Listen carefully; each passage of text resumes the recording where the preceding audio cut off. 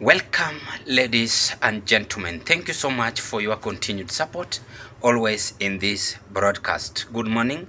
Pleasure to meet you once again. Ruto's DCI are under siege as the Standard newspaper and CNN now revealing their resignation. This message is coming a day after activist Boniface Mwangi was overcharged and released on bond. According to the Standard newspaper, it is written, cornered by public. I tried to zoom what has been written, white bold in color. A flood of disapproval from an increasingly frustrated citizenry yesterday pushed against the struggling director of public prosecution to drop the far-fetched terrorism charge against rights activist Boniface Mwangi. The DPP later issued a press statement defending a decision to level such brazen charges against activists. Then, Ruto's administration and protesters, after the DCI terrorism claims against Mwangi failed, the tests were wrapped from the charge sheet. Kenyans now want the outrageous charges against 37 other withdrawn as well. Again, you can see Ruto's terror trap. Then James Agri Orengo also said this. By stretch of any tortured legal definition and factual foundation, it's ridiculous to charge Boniface Mwangi and our children who have demonstrated a high level of political consciousness with terrorism. Protected speech and political action should never be criminalized. That is James Agri Orengo. I want us to take a look and watch Larry Madawa. What is Madawa saying? A CNN news report.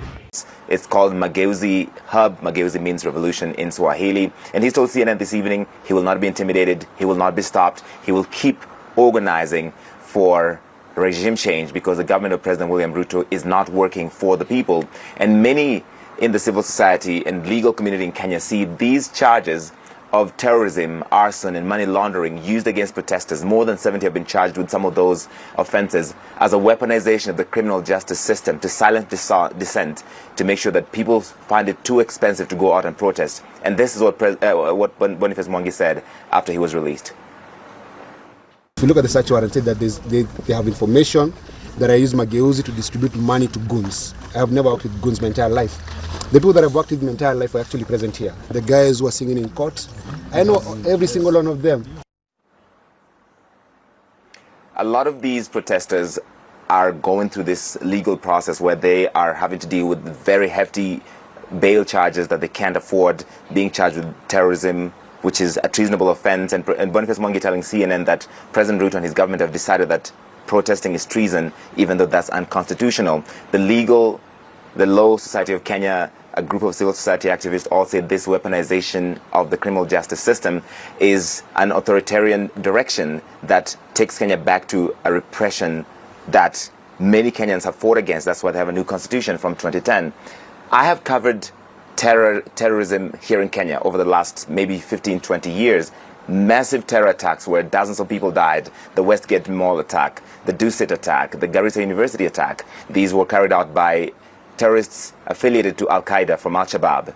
And using terrorism charges against protesters trivializes what terrorism means, and it rubbishes the sacrifices and the losses of so many Kenyan families that have actually suffered from terrorism. But something Boniface Mwangi mentioned there that is important.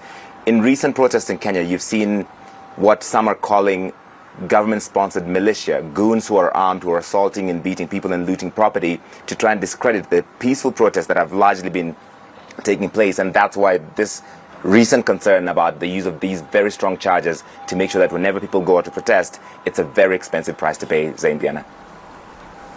Yeah, the issue of dissent and freedom of speech is really an important one there in Kenya.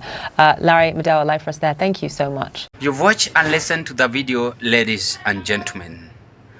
I am telling you, Ruto's administration has no peace. The fear have gone, and them themselves are the ones who have shown political disrespect to innocent Kenyans. Each and every person has that right to demonstrate. He has or she has that right to say whatever the government is doing if it is wrong. He has that right to condemn. I have that right. The same way William Ruto have that right to condemn Kenyans if some of them or some of us issuing threat, lies, whichever the case it is. But the truth of the matter is that even the Siaya governor, Orengo, is against it. The CNN are also exposing this government. They are surprised seeing people who are demonstrating are being arrested, then charged more than even politicians. Imagine someone having billions of money in the account.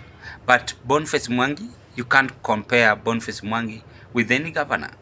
A governor having several money in the account, a lot of money. If he or she is charged of charged on corruption, bond of 50,000, but Boniface Mwangi 1 million, which is so wrong. They're supposed to be released free. Ladies and gentlemen, this country politicians are the one who are supposed to be overcharged with a lot of fund. Though some of them lack fund because they take mortgage, at the end they have nothing to pay. But why will you overcharge someone? Why will you overcharge someone? Yet this person was just trying to do a political correction, which we are allowed. In fact, it is good to be corrected. When you are corrected is when you work with respect, you understand yourself, and you know that you are heading into a wrong direction or the right direction. It might be vice versa. So the issue of Boniface Mwangi has raised eyebrows, and leaders questioning this because the police officer under DCI docket, they overcharged him about terrorism and calling this legal move as baseless and politically repressive. That is what leaders are also saying as they demand justice for those who demonstrated, abducted, and so on and so on. It means that Ruto's DCI are being controlled. They don't even understand the constitution. They just violate the constitution. There's someone who is behind this telling them do this and that. And I don't think if this person is going to survive. We must now start with this person, Murkomen. He's the one who is in charge as the CS of Interior. He must come out and tell us what is the role of DCI and why are they violating the constitution. Then we go to the president. In fact, the first person who is supposed to be arrested is the president because he has disobeyed the constitution, allowing his rogue police officers, the DCI, to violate the constitution by intimidating innocent Kenyans. We are all going to live through God's grace. We are not going to die as they think. It is wrong and not acceptable. That is the reality. You see, when you plan to abduct someone or to intimidate someone, remember, you are not going to make it as you think. You can abduct someone thinking that this person atabaki vile ataumia vibaya, is when you are making this person to be maybe more popular or a little bit understanding. But why will you just abduct someone, some even disappearing and killed? Why are you not allowing Kenyans to have that freedom of speech? Dictatorship is wrong. Even if I will become the head of state, I won't allow that. So we must act as leaders. We must understand that Kenya is a sovereign country being governed by law. Even that is why Orengo is against that and other politicians. Again, Kenyans, the only thing I was expecting from the leaders is to at least urge Kenyans to control their mouth. Hii mambo ya kutusiana ama viongozi, ndio pia tuseme hapa sasa mtu amenitusi, lazima nimchukulie ama nimuulize mbona umenitusi hivi na hivi, lakini isiende mbali sasa. Hivyo at least someone atakuonyesha heshima na mtaonyeshana heshima.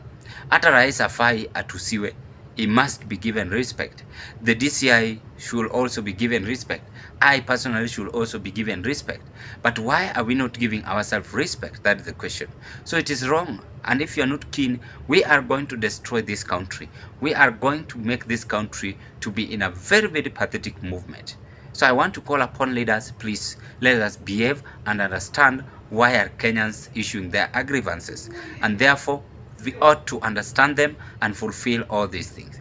That is the message I've left you with. If you're a first-time viewer watching me in this broadcast, kindly do me a favor. Take a 1 second, click that notification bell, subscribe to our YouTube channel, like my video, share my videos to our friends, family, and relatives. I want to thank you so much for such a great support. Thank you, and may you have a blessed day. Meanwhile, drop your opinion, ladies and gentlemen.